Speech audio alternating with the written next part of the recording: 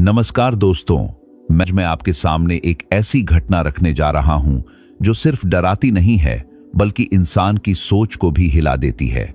यह कहानी एक ऐसे गांव की है जहां रात के सन्नाटे में हवा के साथ किसी औरत की कराह सुनाई देती है। ऐसी कराह जो इंसानी कम और किसी और ही दुनिया की ज्यादा लगती है। उस कराह के बीच बार बार एक नाम गूंजता है, राधिका।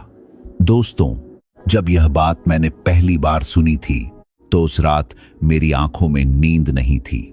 दिल तेजी से धड़क रहा था और दिमाग में बस एक ही सवाल घूम रहा था कि क्या सच में कोई गर्भवती औरत किसी खौफनाक शक्ति का रूप ले सकती है।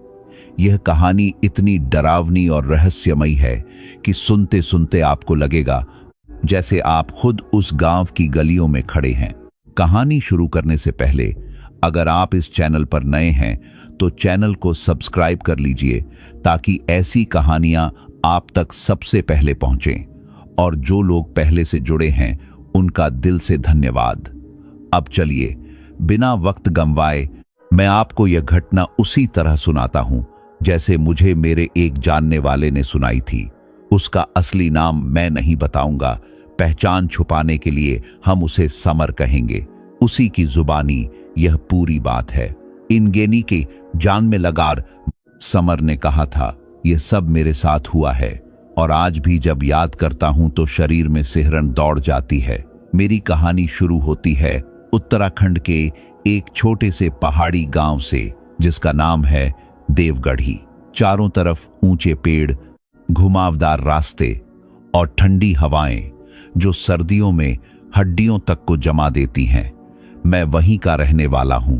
उम्र करीब 33 साल।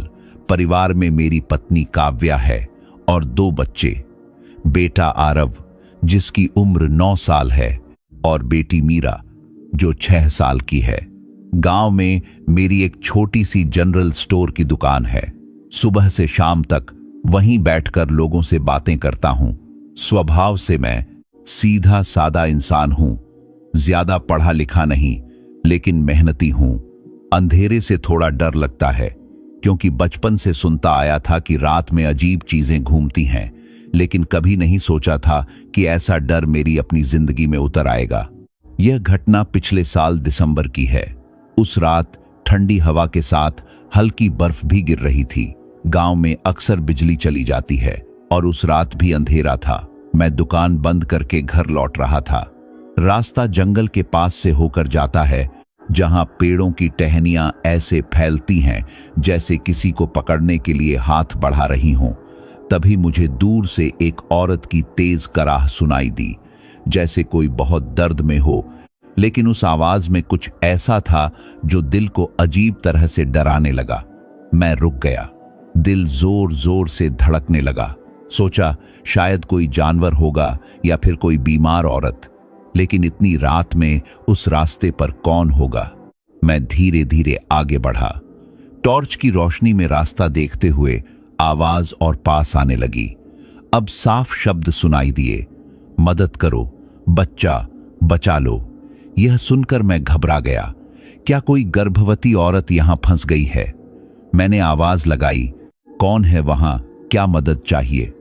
कोई जवाब नहीं आया, सिर्फ कराह और तेज हो गई। डरते हुए मैं उस तरफ बढ़ा जहां से आवाज आ रही थी। वहां एक पुराना टूटा फूटा मकान था जिसे गांव वाले अशुभ मानते थे। कहते थे सालों पहले वहां एक औरत ने अपनी जान दे दी थी। मैं उस जगह के पास कभी नहीं जाता था, लेकिन उस रात हालात कुछ और थे। टॉर्च की रोशनी में मैंने देखा एक औरत जमीन पर बैठी हुई थी, पेट पर हाथ रखे हुए जैसे दर्द से तड़प रही हो। उसके कपड़े गंदे और फटे हुए थे, बाल बिखरे थे और चेहरा इतना पीला था जैसे शरीर में जान ही न बची हो। मैंने घबराकर पूछा, बहन क्या हुआ है, तुम ठीक तो हो? वह धीरे से उठी। उसकी आंखें अजीब तरह से लाल थीं, जैसे अनपुराल की इक्कर पर इंद्राग जल रही हो। उसने कहा, मेरा नाम राधिका है, मैं यहां की नहीं हूं। मेरा बच्चा आने वाला है, लेकिन कुछ गलत हो रहा है। उसकी आवाज में अजीब सा कंपन था, जैसे वह रो भी रही हो और हंस भी रही हो। मैंने कहा, चलो मैं तुम्हें गांव ले चलता हूं, डॉक्टर को बुला लेंगे। वह बिना कुछ कहे खड़ी हो गई, लेकिन उसकी नजर मुझ पर अटकी रही। उसकी आंखों में कुछ ऐसा था जो अंदर तक कंपा देने वाला था। जब मैंने उसका हाथ पकड़ा तो उसका शरीर इतना ठंडा था कि मेरी उंगलियां सुन्न हो गईं। फिर भी हम धीरे धीरे गांव की तरफ चल पड़े। रास्ते में वह चुप रही, बस बीच बीच में दर्द से कराहती। मैंने पूछा, तुम कहां से आई हो? तुम्हारा परिवार कहां है? उसने कहा, मैं ऋषिकेश के पास के इलाके से हूं। मेरे पति की मौत हो चुकी है और यह बच्चा साधारण नहीं है। उसकी बातों में डर और रहस्य दोनों थे, लेकिन मैंने ज्यादा सवाल नहीं किए। घर पहुंचकर मैंने काव्या को आवाज दी। काव्या बाहर आई, बच्चों को अंदर ही रहने को कहा। हमने राधिका को अंदर बैठाया, चाय दी, लेकिन उसने कुछ नहीं पिया, बस अपने पेट पर हाथ फेरती रही। रात गहराती गई। गांव में कोई डॉक्टर नहीं था और अस्पताल करीब 20 किलोमीटर दूर था। मैंने सोचा सुबह होते ही वहां ले जाऊंगा, लेकिन दोस्तों, वह रात मेरी जिंदगी की सबसे डरावनी रात बन गई। आधी रात के करीब अचानक घर में अजीब सी बदबू फैल गई, जैसे सड़ा हुआ मांस। मेरी आंख खुल गई, काव्या भी जाग गई। हमने देखा राधिका कमरे में नहीं थी। मैं टॉर्च लेकर बाहर निकला। वह बरामदे में खड़ी थी। चांदनी में उसका चेहरा चमक रहा था और वह मुस्कुरा रही थी, लेकिन वह मुस्कान किसी भी तरह से इंसानी नहीं लग रही थी। मैंने पूछा, क्या हुआ? तुम यहां क्यों खड़ी हो? उसने कहा, बच्चा आने वाला है, लेकिन वह मेरा नहीं है, वह किसी और का है। मैं घबरा गया और बोला, यह कैसी बातें न कर रही हो? तभी अचानक तेज हवा चलने लगी, पेड़ झुकने लगे, उसकी आंखें और लाल हो गईं और उसके पेट से अजीब सी आवाज आने लगी, जैसे कोई अंदर से हंस रहा हो। मैं पीछे हट गया, लेकिन वह धीरे धीरे मेरी तरफ बढ़ने लगी। उसकी आवाज अब बदल चुकी थी, भारी और डरावनी। उसने कहा, समर, तुमने मुझे छुआ है, अब तुम्हारा घर मेरा है। मैं डर के मारे चिल्लाया और भागकर अंदर घुस गया। दरवाजा बंद कर लिया। काव्या कांप रही थी, बच्चे रो रहे थे। बाहर से अब कराह नहीं, बल्कि हंसी की आवाज आ रही थी, जो दिल को चीर रही थी। मैंने खिड़की से देखा, लेकिन वहां कोई नहीं था। वह कहां गई, यह समझ में नहीं आया। घर में बदबू अब भी थी। सुबह हुई तो सब कुछ सामान्य लग रहा था। राधिका का कोई निशान नहीं था। मैंने गांव वालों को बताया, लेकिन किसी ने भरोसा नहीं किया। सबको लगा कि डर के मारे मेरा दिमाग काम नहीं कर रहा। लेकिन काव्या ने भी उसे देखा था, वह भी डरी हुई थी। उस दिन के बाद से घर में अजीब घटनाएं शुरू हो गईं। रात को बच्चों के कमरे से सिसकियों की आवाज आती, लेकिन जब देखते तो वहां कोई नहीं होता। मेरे सपनों में राधिका आती, अपना पेट दिखाती और कहती, यह बच्चा अब तुम्हारा है। मैं पसीने में डूबकर उठ जाता। समझ नहीं आ रहा था कि यह सब सच है या कोई खौफनाक खेल। अगली सुबह देवगढ़ी गांव पर धूप तो पड़ रही थी, लेकिन हमारे घर के अंदर अजीब सा सन्नाटा था, जैसे हवा में कोई भारीपन घुला हो। काव्या ने खुद को समझाने की कोशिश की कि यह सब सिर्फ डर का असर है, लेकिन उसकी आंखों में बेचैनी साफ दिख रही थी। बच्चों को स्कूल भेजते वक्त भी दोनों चुप थे, जैसे कुछ कहना चाहते हों, लेकिन डर की वजह से बोल नहीं पा रहे थे। मैंने काव्या से कहा, मैं गांव में पूछताछ करता हूं, शायद किसी ने उस औरत को देखा हो। काव्या ने बिना कुछ कहे सिर हिला दिया। मैं गांव की तरफ गया। देवगढ़ी छोटा सा गांव था, जहां हर कोई एक दूसरे को जानता था। मैं सबसे पहले अपने दोस्त भुवन के पास गया, जो गांव के बुजुर्गों में गिना जाता था और हर पुरानी बात जानता था। मैंने उसे पूरी घटना बताई, कराह, लाल आंखें और वह अजीब बातें। भुवन ने ध्यान से सब सुना, फिर गंभीर होकर बोला, तू उस पुराने टूटे मकान के पास गया था ना? मैंने हाँ में सिर हिलाया। वह बोला, वह जगह ठीक नहीं है। मेरे दादा कहते थे वहां एक औरत थी जो बच्चे को जन्म देने से पहले मर गई थी। लोग मानते हैं कि उसकी आत्मा अब भी वहां भटकती है। यह सुनकर मेरे पैरों तले जमीन खिसक गई। मैंने कहा, लेकिन मैंने उसे छुआ था, वह इंसान जैसी थी। भुवन ने कहा, कुछ चीजें बाहर से जैसी दिखती हैं, अंदर से वैसी नहीं होती। तूने उसे घर में बुलाया, यही सबसे बड़ी गलती हो गई। मैं घबरा कर बोला, अब क्या करूं? घर में अजीब अजीब चीजें हो रही हैं, बच्चे डर रहे हैं। भुवन ने कहा, आज रात दरवाजे पर नमक की रेखा बना देना और घर के हर कोने में दिया जलाना। मैं पंडित हरिनाथ से बात करता हूं। मैं भारी मन से घर लौट आया, लेकिन दिल में डर और भी गहरा हो चुका था। मुझे लग रहा था कि जो शुरू हुआ है वह अभी खत्म नहीं होने वाला, बल्कि अब असली डर की शुरुआत होने वाली है। समर ने सोचा कि भुवन अब बूढ़ा हो गया है, इसलिए पुरानी और डरावनी बातें करता रहता है। लेकिन फिर भी उसने काव्या से कह दिया कि रात को घर के हर कोने में दीपक जलाएंगे और दरवाजे पर नमक की रेखा बनाएंगे। काव्या ने बस सिर हिला दिया, लेकिन वह पूरा दिन चुप रही, जैसे उसके मन में कोई भारी डर बैठ गया हो। दोपहर के समय जब समर अपनी दुकान पर बैठा था, तब एक अजीब बात हुई। उसकी दुकान के बाहर एक काला कौवा बार बार उड़कर आता, कभी छप्पर पर बैठता, कभी मेज पर आकर उसे घूरने लगता और फिर बिना आवाज किए उड़ जाता। समर को अपनी दादी की बातें याद आ गईं, जो कहा करती थीं कि अगर कौवा बार बार सामने दिखे तो कोई बुरी खबर आने वाली होती है। उसने खुद को समझाया कि यह सिर्फ एक पक्षी है, लेकिन दिल के किसी कोने में ठंडक सी उतर गई थी। शाम को जब वह घर लौटा तो काव्या रसोई में बैठी था। उसने धीमी आवाज में कहा, समर, आज दिन में मीरा कुछ अजीब बातें कर रही थी। वह कह रही थी कि उसने अपनी गुड़िया से बात की और गुड़िया ने उसे जवाब दिया। समर ने हंसने की कोशिश करते हुए कहा, बच्चे तो ऐसी बातें करते रहते हैं, इसमें क्या है? लेकिन काव्या ने गंभीर होकर कहा, नहीं। उसने कहा कि गुड़िया ने बोला कि वह औरत आज फिर आई थी और कह रही थी कि मीरा उसी की बच्ची है। यह सुनते ही समर का चेहरा पीला पड़ गया। वह तुरंत मीरा के कमरे में गया। मीरा अपने बिस्तर पर बैठी थी और गुड़िया को सीने से लगाए हुए थी। समर ने प्यार से पूछा, बेटा, तूने क्या देखा था? मीरा ने मासूम आवाज में कहा, पापा, वो आंटी आई थी जो रात को आई थी। उसने मेरे बालों पर हाथ फेरा और बोली कि मैं उसकी बेटी हूं। लेकिन पापा, उसकी आंखें बहुत लाल थीं और मुझे बहुत डर लग रहा था। यह सुनते ही समर के हाथ कांपने लगे। उसने मीरा को सीने से लगा लिया और कहा, बेटा, तूने सपना देखा होगा, डरने की कोई बात नहीं है। लेकिन उसके अपने दिल को यह बात बिल्कुल सच लग रही थी। उस रात समर ने भुवन की बात मानी। घर के हर कोने में दीपक जलाए गए और दरवाजे पर नमक की मोटी रेखा बनाई गई।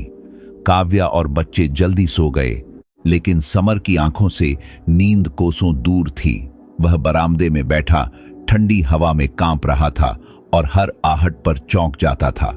रात करीब 2 बजे उसे फिर वही बदबू महसूस हुई, सड़े हुए मांस जैसी तेज और घिनौनी गंध। वह घबराकर उठा और टॉर्च लेकर अंदर की ओर बढ़ा। बदबू बच्चों के कमरे से आ रही थी। वह धीरे से कमरे में गया। आरव और मीरा गहरी नींद में थे, लेकिन उनके बिस्तर के पास कुछ अजीब था। मीरा की गुड़िया, जो हमेशा उसके पास रहती थी, अब बिस्तर के नीचे पड़ी थी और उसका चेहरा ऐसा लग रहा था जैसे किसी ने उसकी आंखों को काले रंग से भर दिया हो। समर ने कांपते हाथों से गुड़िया उठाई, लेकिन उसी पल ऐसा महसूस हुआ जैसे किसी ने उसके कंधे पर हाथ रख दिया हो। वह झट से पीछे मुड़ा, लेकिन वहां कोई नहीं था। तभी उसके कान के पास एक फुसफुसाहट गूंजी, समर, मेरा बच्चा। डर के मारे वह चीखता हुआ बाहर भागा। बरामदे में देखा तो नमक की रेखा टूटी हुई थी, जैसे किसी ने जानबूझकर उसे मिटा दिया हो। सुबह होते ही समर ने भुवन को बुलाया और भुवन पंडित हरिनाथ को साथ लेकर आया। पंडित हरिनाथ ने घर में मंत्र पढ़े और हवन किया, लेकिन हर बार आग अपने आप बुझ जाती थी, जैसे कोई अदृश्य ताकत उसे रोक रही हो। पंडित हरिनाथ ने गंभीर स्वर में कहा, समर, जिसे तुम घर में लाए थे वह कोई साधारण औरत नहीं थी। उसका बच्चा इंसानी नहीं था और अब उसकी परछाई इस घर में फैल चुकी है। समर ने घबराकर कहा, अब क्या किया जाए? पंडित हरिनाथ बोले, तुम्हें उस पुराने टूटे हुए मकान में जाना होगा।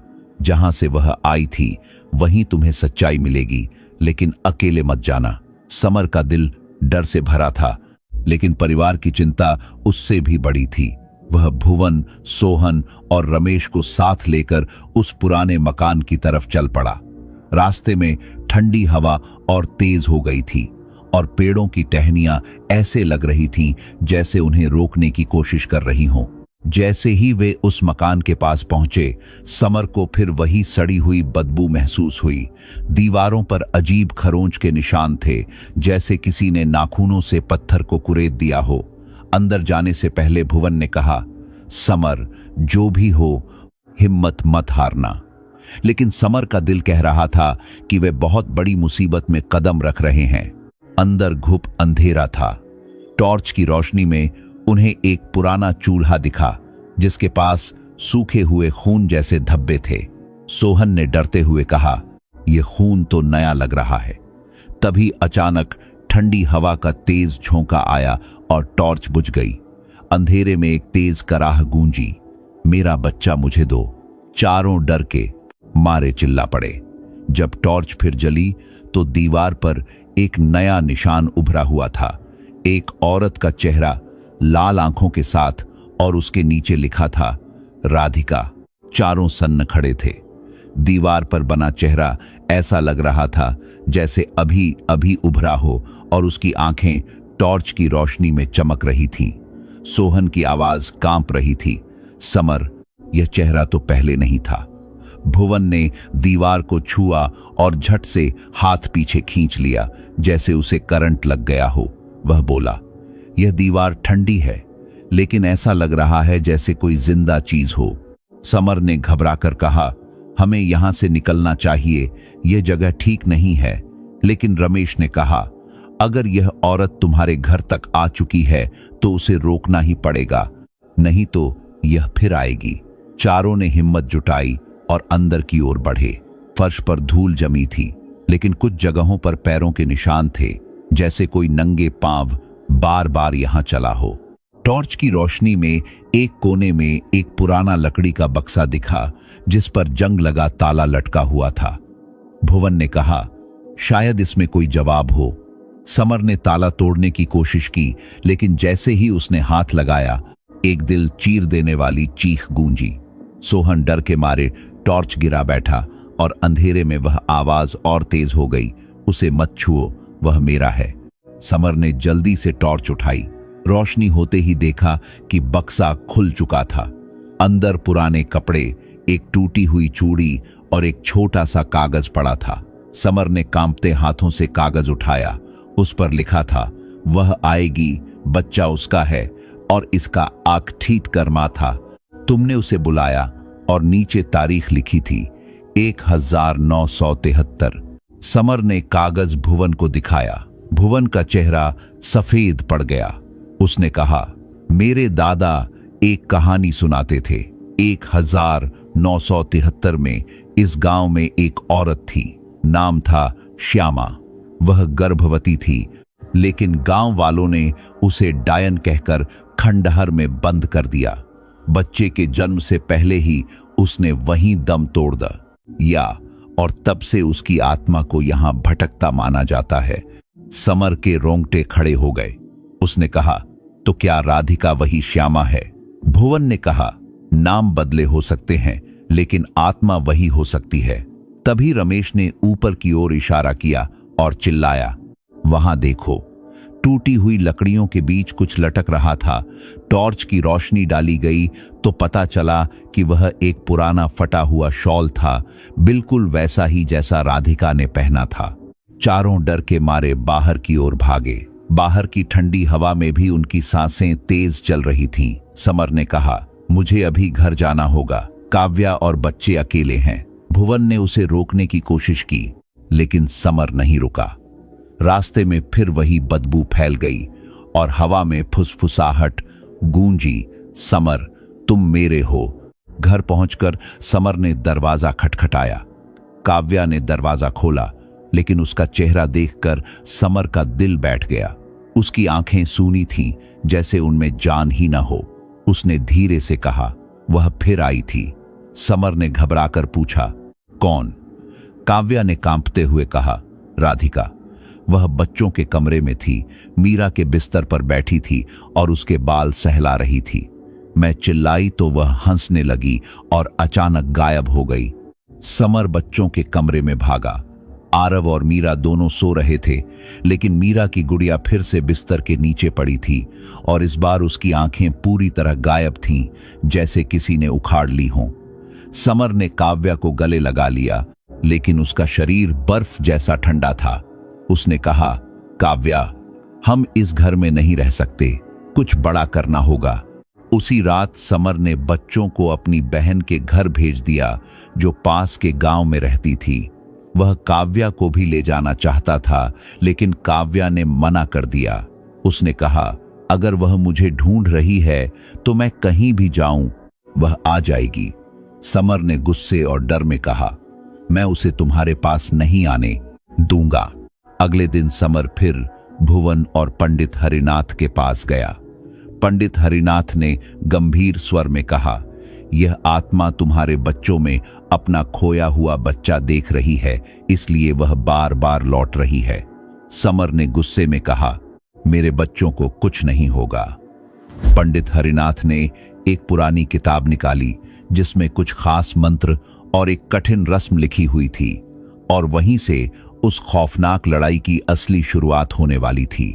और अब जो आप सुनने वाले हैं, वह कहानी का वह हिस्सा है जहां से डर कई गुना बढ़ जाता है और हालात पूरी तरह बेकाबू हो जाते हैं।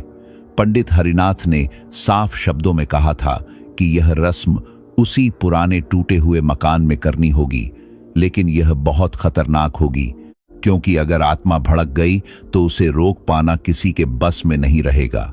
उनकी बात अभी पूरी भी नहीं हुई थी कि समर ने मन ही मन फैसला कर लिया कि चाहे जो भी हो जाए वह यह रस्म करेगा, क्योंकि उसके सामने उसके परिवार की सुरक्षा सबसे बड़ी थी। उसी रात समर, भुवन और पंडित हरिनाथ पूजा का सारा सामान लेकर जंगल के पास बने उस पुराने मकान की तरफ चल पड़े। उनके पास हवन की लकड़ियां, घी, धूप और एक तांबे का लौटा था।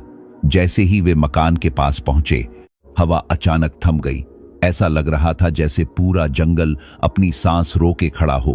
पंडित हरिनाथ ने हवन शुरू किया, लेकिन आग बार बार बुझ जाती, जैसे कोई अदृश्य ताकत उसे बुझा रही हो। अचानक हवा में एक तेज और डरावनी हंसी गूंजी और एक भारी आवाज आई, तुम मुझे रोक नहीं सकते, बच्चा मेरा है। समर ने देखा कि मकान की दीवार पर फिर से वही चेहरा उभर आया था, लेकिन इस बार वह मुस्कुरा रहा था। और उसी पल पंडित हरिनाथ के हाथ से तांबे का लौटा उछलकर दूर जा गिरा, जैसे किसी ने उसे जोर से फेंक दिया हो। समर घबराकर चिल्लाया, राधिका, रुक जाओ, मेरे परिवार को छोड़ दो।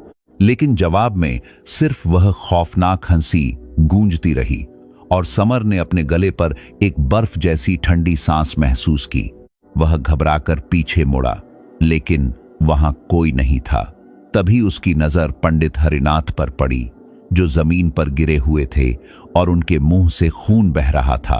भुवन ने डर के मारे चिल्लाकर कहा, समर, यहां से भागो।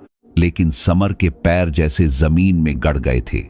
वह बस दीवार से बाहर निकलते उस चेहरे को देखता रहा, जिसकी लाल आंखें अब और भी ज्यादा चमक रही थीं। भुवन ने उसका हाथ पकड़ा और पूरी ताकत से खींचते हुए बोला, समर, होश में आओ, यह जगह हमें जिंदा नहीं छोड़ेगी। तभी अचानक तेज हवा का झोंका आया और हवन की बुझी हुई आग फिर से जल उठी, लेकिन इस बार आग का रंग नीला था, जैसे किसी और ही दुनिया की आग हो। पंडित हरिनाथ के शरीर से खून और तेजी से बहने लगा और उनकी आंखें खुली हुई थीं, जैसे वह कुछ ऐसा देख रहे हों जो बाकी किसी को दिखाई नहीं दे रहा था। किसी तरह भुवन समर को खींचकर उस मकान से बाहर ले आया। बाहर की ठंडी हवा में भी समर का शरीर पसीने से भीगा हुआ था और वह बार बार पीछे मुड़कर देख रहा था, जैसे उसे डर हो कि राधिका उनके पीछे आ रही है। भुवन हांफते हुए बोला, समर। पंडित हरिनाथ शायद वह बात पूरी नहीं कर पाए जो बहुत जरूरी थी। समर ने डर और गुस्से में कहा, भुवन, हमें वापस जाना होगा, हम पंडित जी को वहां नहीं छोड़ सकते। लेकिन भुवन ने सिर हिलाकर कहा, अब बहुत देर हो चुकी है, वह आत्मा अब और ताकतवर हो गई है, हमें गांव लौटकर कोई दूसरा रास्ता निकालना होगा। दोनों तेजी से देवगढ़ी की ओर भागे। रास्ते भर हवा में वही सड़ी हुई बदबू थी और पेड़ों की टहनियां ऐसे लग रही थीं जैसे जानबूझकर उनके रास्ते में आ रही हों। समर के कानों में बार बार वही आवाज गूंज रही थी, मेरा बच्चा, तुम मेरे हो। गांव पहुंचते ही भुवन ने अपने घर का दरवाजा बंद किया और समर को अंदर बुला लिया। उसने कहा, समर, अब हमें किसी बड़े और अनुभवी पंडित को बुलाना होगा। यह श्यामा की आत्मा है और यह तुम्हारे परिवार को छोड़ने वाली नहीं है। समर गुस्से में बोला, मेरे परिवार को कुछ नहीं होगा, मैं ऐसा होने नहीं दूंगा। उस रात समर अपने घर नहीं गया और भुवन के घर ही रुक गया, लेकिन उसकी आंखों में नींद बिल्कुल नहीं थी। उसे बार बार राधिका का चेहरा दिख रहा था, वही लाल आंखें और वही खौफनाक मुस्कान। सुबह होने से पहले ही भुवन ने नैनी ताल में रहने वाले एक बड़े तांत्रिक पंडित को फोन किया, जिनका नाम पंडित विश्वनाथ था और जो पुरानी आत्माओं और शापित जगहों के मामलों के जानकार माने जाते थे। भुवन ने उन्हें सारी बात विस्तार से बताई। पंडित विश्वनाथ ने गंभीर आवाज में कहा, यह कोई साधारण आत्मा नहीं है। श्यामा का जो बच्चा कभी जन्म नहीं ले पाया, उसकी आत्मा को भी शांति नहीं मिली और वही पीड़ा अब इस औरत की आत्मा को और ज्यादा खतरनाक बना रही है। समर गुस्से में बोला, तो क्या इसका मतलब मेरे बच्चे खतरे में हैं? पंडित विश्वनाथ ने शांत स्वर में कहा, हां, लेकिन एक रास्ता अब भी बाकी है। हमें उस अजन्मे बच्चे की आत्मा को शांति देनी होगी और इसके लिए हमें श्यामा की पूरी कहानी जाननी पड़ेगी। पंडित विश्वनाथ ने बताया कि 1973 में श्यामा को गांव वालों ने डायन कहकर तंग किया था। उसका पति एक अमीर जमींदार था जो बदनामी के डर से उसे छोड़कर चला गया। श्यामा गर्भवती थी और गांव वालों को लगता था कि उसका बच्चा किसी बुरी शक्ति से जुड़ा हुआ है। एक रात अपमान और डर से टूटकर श्यामा ने उसी पुराने मकान में अपनी जान दे दी और तभी से उसकी आत्मा वहीं भटक रही है। उसका तपरौता पंडित विश्वनाथ ने कहा, अब हमें उसी जगह एक खास पूजा करनी होगी, लेकिन उसके लिए श्यामा की कोई निशानी चाहिए, कोई ऐसी चीज जो कभी उसकी रही हो। समर को वह पुराना बक्सा याद आया जिसमें शॉल और टूटी हुई चूड़ी मिली थी। उसने कहा, वहां मुझे एक खून से सना शॉल मिला था, क्या वह काम आ सकता है? पंडित विश्वनाथ ने कहा, हो सकता है, लेकिन यह रास्ता बहुत खतरनाक होगा और आत्मा और ज्यादा उग्र हो सकती है। अगले दिन समर ने काव्या से सारी बात बताई। काव्या डरी हुई थी, लेकिन उसने कहा, समर, अगर हमारे बच्चों को बचाने का यही तरीका है तो तुम्हें यह करना ही होगा। समर, भुवन और पंडित विश्वनाथ दिन में ही उस पुराने मकान की ओर गए ताकि अंधेरे का डर कुछ कम रहे। दिन की रोशनी में वह दीवार पर बना चेहरा नजर नहीं आ रहा था, लेकिन वहां का माहौल अब भी भारी और डरावना था। समर ने वह शॉल निकाला जिस पर अब भी पुराने खून के निशान थे। पंडित विश्वनाथ ने पूजा शुरू की और शॉल को हवन की आग में डालते हुए मंत्र पढ़ने लगे। जैसे ही शॉल आग में पड़ा, हवा अचानक तेज हो गई, पेड़ों की डालियां बुरी तरह हिलने लगीं और समर ने फिर से अपने गले पर वही ठंडी सांस महसूस की। अचानक हवन की आग बुझ गई और एक तेज चीख गूंजी, तुमने मेरा बच्चा मुझसे छीन लिया। यह आवाज राधिका की थी, लेकिन अब वह और ज्यादा भारी और भयानक लग रही थी। समर ने देखा कि दीवार पर फिर से वही चेहरा उभर आया, लेकिन इस बार उसकी आंखों से खून की तरह आंसू बह रहे थे। पंडित विश्वनाथ मंत्र पढ़ते रहे, लेकिन उनकी आवाज अब कांपने लगी थी। भुवन ने समर का हाथ पकड़ा और बोला, डटे रहो, अगर हम रुके तो यह हमें कभी नहीं छोड़ेगी। तभी मकान के फर्श से एक घनी धुंध उठने लगी, जो धीरे धीरे एक औरत की आकृति में बदल गई, जिसके पेट पर हाथ था जैसे वह गर्भवती हो। समर का दिल जोर जोर से धड़कने लगा। उसने कांपती आवाज में कहा, राधिका रुक जाओ, हमें बता दो तुम्हें क्या चाहिए। वह आकृति सिर उठाकर समर को घूरने लगी और बोली, मेरा बच्चा मेरा है, तुमने उसे बुलाया, अब वह तुम्हारा है। उसकी आवाज में दर्द भी था और गुस्सा भी। समर ने कहा, मैंने कुछ नहीं किया, मेरे परिवार को छोड़ दो। लेकिन वह आकृति जोर से हंसी और उसकी हंसी पूरे मकान में गूंजने लगी।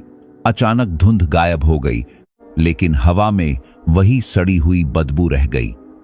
पंडित विश्वनाथ जमीन पर गिर पड़े और हांफते हुए बोले, यह आत्मा बहुत ताकतवर है, हमें और तैयारी करनी होगी।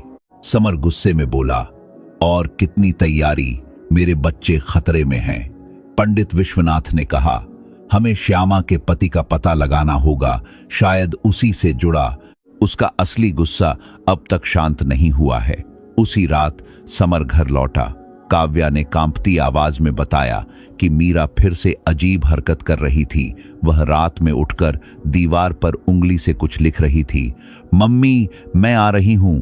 समर ने मीरा को गले लगाया, लेकिन उसका शरीर असामान्य रूप से ठंडा था, जैसे किसी ने उसकी गर्मी छीन ली हो। उसने मीरा को सीने से लगाए रखा, जबकि उसका दिल डर से बुरी तरह धड़क रहा था।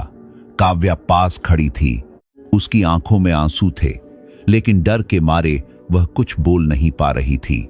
समर ने मीरा को धीरे से बिस्तर पर लिटाया और काव्या से कहा, अब और इंतजार नहीं कर सकते। यह जो भी है, राधिका या श्यामा, ये हमारे बच्चों को निशाना बना रही है। काव्या ने कांपती आवाज में कहा, समर, मैंने उसे अपनी आंखों से देखा है। वह मीरा के बिस्तर पर बैठी थी, उसके बाल सहला रही थी, उसकी आंखें इंसान जैसी नहीं थीं। समर ने गुस्से में मुट्ठी बांध ली और बोला, मैं इसे खत्म करूंगा, चाहे जो हो जाए, मैं अपने बच्चों को नहीं खोऊंगा। सुबह होने से पहले ही समर फिर भुवन के घर पहुंचा। पंडित विश्वनाथ अब भी वहीं थे, लेकिन उनकी हालत पहले से ज्यादा कमजोर थी। वह बिस्तर पर लेटे हुए थे, लेकिन उनकी आंखों में वही गंभीरता थी। समर ने उनसे कहा, आपने कहा था कि हमें श्यामा के पति का पता लगाना होगा, लेकिन इतने साल बाद वह कहां मिलेगा? पंडित विश्वनाथ ने कमजोर आवाज में कहा, श्यामा का पति रघुवीर सिंह था, जो कभी देवगढ़ी का सबसे अमीर जमींदार था, लेकिन श्यामा की मौत के बाद वह गांव छोड़कर चला गया। कुछ लोगों का कहना है कि वह नैनीताल में कहीं बस गया था, लेकिन अब तक किसी को उसका सही पता नहीं है। समर ने बेचैनी से पूछा, तो अब हम क्या करें? इतने साल बाद उसे ढूंढना आसान नहीं होगा। पंडित विश्वनाथ ने गहरी सांस लेते हुए कहा, रघुवीर सिंह की एक डायरी थी, जिसमें उसने श्यामा के बारे में बहुत कुछ लिखा था। वह डायरी शायद उसकी पुरानी हवेली में अब भी मौजूद है। वह हवेली अब पूरी तरह सुनसान है, लेकिन लोग कहते हैं कि वहां भी अजीब घटनाएं होती हैं। समर का मन डर से भर गया, लेकिन उसने खुद को संभाला और कहा, मैं वह डायरी जरूर ढूंढूंगा। अपने परिवार के लिए मुझे यह करना ही होगा, चाहे इसके लिए मुझे किसी भी हद तक क्यों न जाना पड़े। समर ने भुवन को अपने साथ लिया और दोनों देवगढ़ी गांव के बाहर स्थित उस पुरानी उजाड़ हवेली की ओर बढ़ चले। यह हवेली जंगल के किनारे थी, जहां बरसों से कोई इंसान गया नहीं था। मुख्य दरवाजे पर जंग लगा ताला झूल रहा था और खिड़कियों के शीशे टूटे हुए थे।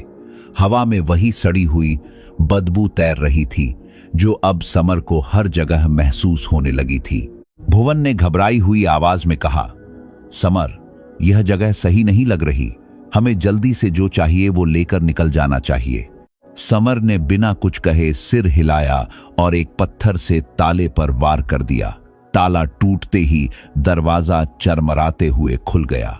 अंदर घुसते ही अंधेरा और भारी सन्नाटा फैल गया। फर्श पर धूल की मोटी परत जमी हुई थी और हर कदम पर लकड़ी की आवाज ऐसे गूंज रही थी जैसे कोई पुराना घर दर्द में कराह रहा हो। दोनों ने टॉर्च जलाई और धीरे धीरे अंदर बढ़ने लगे। ऊपर की मंजिल पर एक कमरा था जिसके दरवाजे पर अजीब से निशान बने हुए थे, जैसे किसी ने उंगलियों से दीवार कुरेद दी हो। समर ने दरवाजा खोला। अंदर घुसते ही ऐसा लगा मानो हवा ही जम गई हो। सांस लेना मुश्किल हो रहा था। कमरे के बीचों बीच एक पुरानी मेज पड़ी थी जिस पर बिखरे हुए कागज और कुछ फटी किताबें रखी थीं।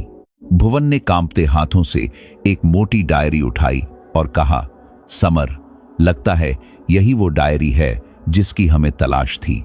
समर ने डायरी खोली। पन्ने पुराने थे और लिखावट धुंधली, लेकिन शब्द साफ पढ़े जा सकते थे। पहला ही पन्ना पढ़ते ही सम्मनते पात और समनते पतंता काने पढ़ते ही लीकी समनते पढ़ते थे। इसी बात पन्ने पुराने के लिए और सम्मनते पढ़ते के मर के हाथ कांप गए। उसमें लिखा था, मैंने राधिका को छोड़ दिया, लेकिन उसकी परछाई मुझे कभी नहीं छोड़ेगी। उसका बच्चा मेरी सबसे बड़ी गलती था। मैं उसे उस रात जंगल के पास वाले टूटे मकान में छोड़कर भाग गया जब वह दर्द से तड़प रही थी। गांव वालों ने कहा वह अपशकुनी है, लेकिन अब लगता है वह सच में कुछ और बन चुकी है। समर ने वह पन्ना भुवन को दिखाया। भुवन की आंखें फैल गईं। उसने कहा, इसका मतलब उस जमींदार ने ही राधिका को धोखा दिया था, तभी उसकी आत्मा शांत नहीं है। डायरी के अगले पन्नों में लिखा था कि राधिका ने बच्चे को बचाने के लिए गिड़गिड़ाकर मदद मांगी थी, लेकिन जमींदार ने एक तांत्रिक को बुला लिया था जिसने कहा कि यह बच्चा अशुभ है और इसे जन्म नहीं लेने देना चाहिए। उसी रात सब कुछ खत्म हो गया। समर ने गहरी सांस ली और कहा, भुवन, यह तांत्रिक ही इस सब की जड़ है। हमें उसी तक पहुंचना होगा। तभी कमरे में धीमी सी हंसी गूंजी, जैसे कोई कोने में बैठकर मुस्कुरा रहा हो। समर ने टॉर्च घुमाई, लेकिन वहां कोई नहीं था। अगले ही पल डायरी हवा में उछलकर दीवार से टकरा गई। दीवार पर एक चेहरा उभर आया। वह चेहरा राधिका का था। आंखों से जैसे खून टपक रहा हो और होठों पर डरावनी मुस्कान थी। भारी आवाज गूंजी, तुम सबको सजा मिलेगी। दोनों घबराकर सीढ़ियों की ओर भागे और हवेली से बाहर निकल आए। बाहर पहुंचते ही समर ने देखा कि ऊपर की खिड़की पर एक परछाई खड़ी है, जैसे कोई औरत उन्हें घूर रही हो। पल भर में वह साया हवा में घुल गया, लेकिन बदबू अब भी बनी रही। समर ने कहा, हमें यह डायरी पंडित हरिनाथ को दिखानी होगी, शायद इसमें कोई रास्ता छिपा हो। जब दोनों भुवन के घर पहुंचे तो पंडित हरिनाथ की हालत और बिगड़ चुकी थी। उन्होंने कांपते हाथों से डायरी पढ़ी और गंभीर स्वर में बोले, यह आत्मा अब पूरी तरह आजाद है।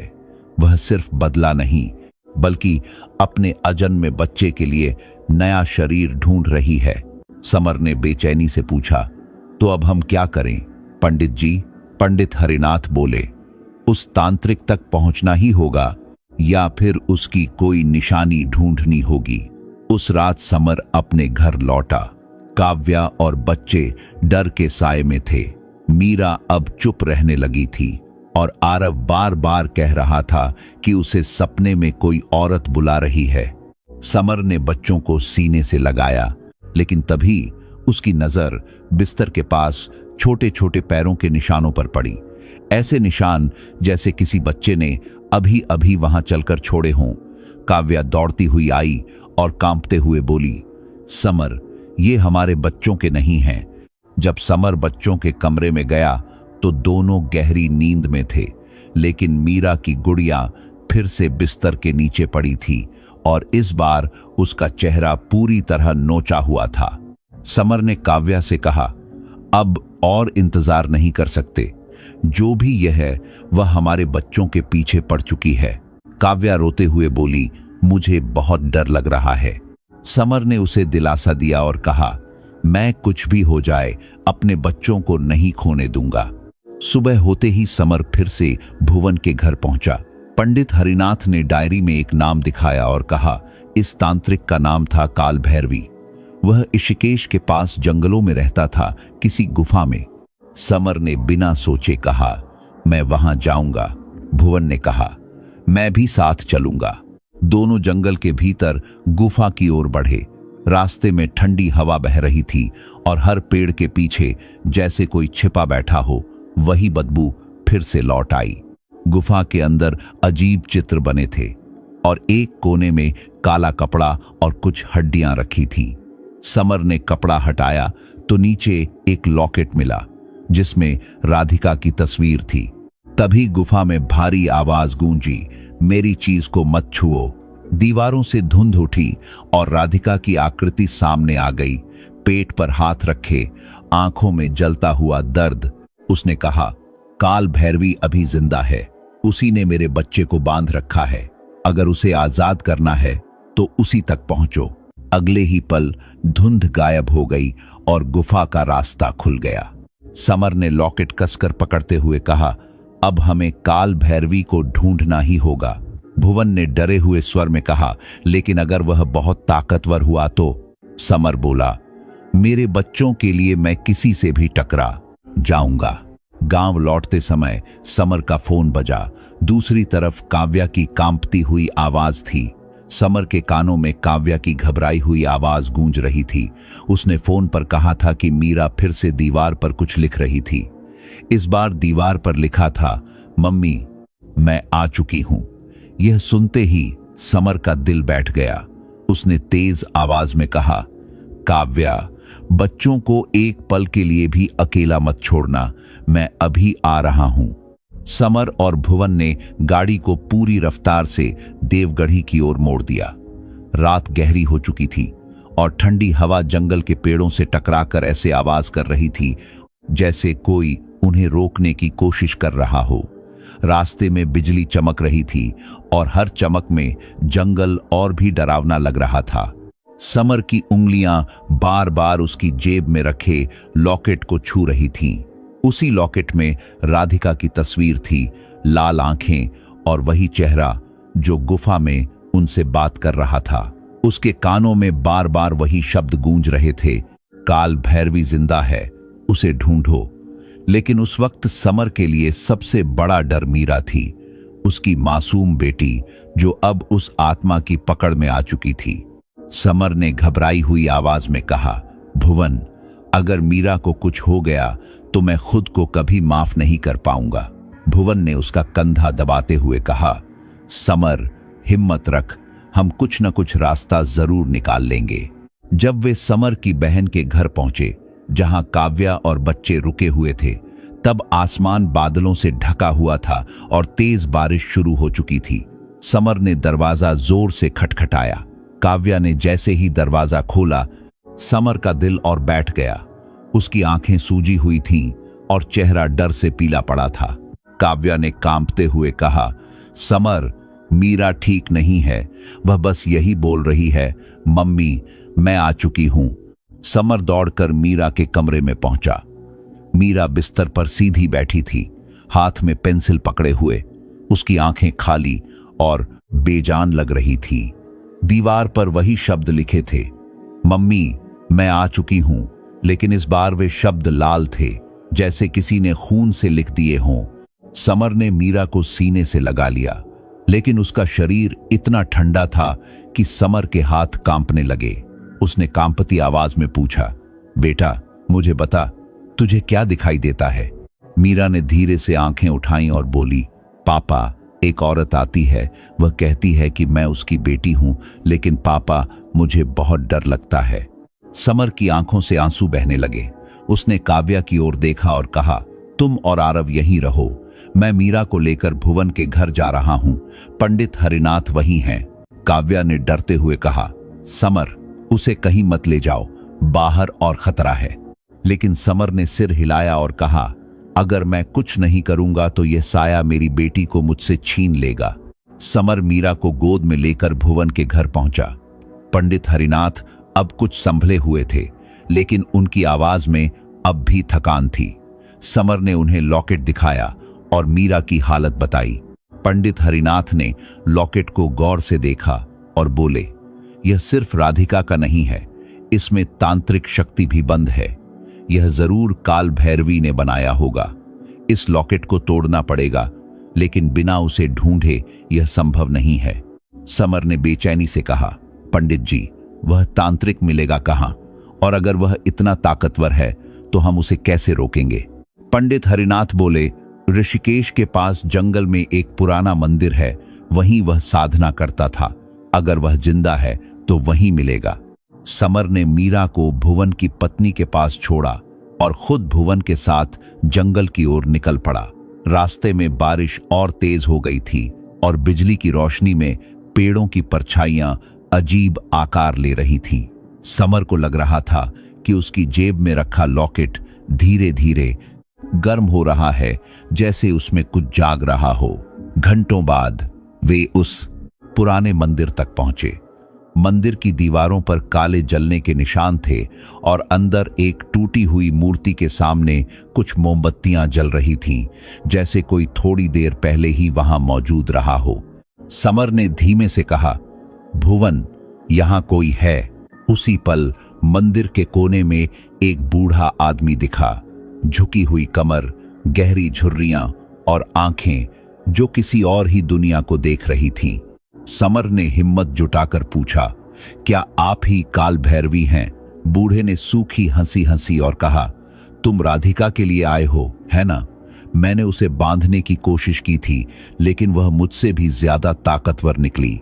समर ने लॉकेट दिखाते हुए कहा, यह तुमने बनाया था, इसने मेरे बच्चों को खतरे में डाल दिया है।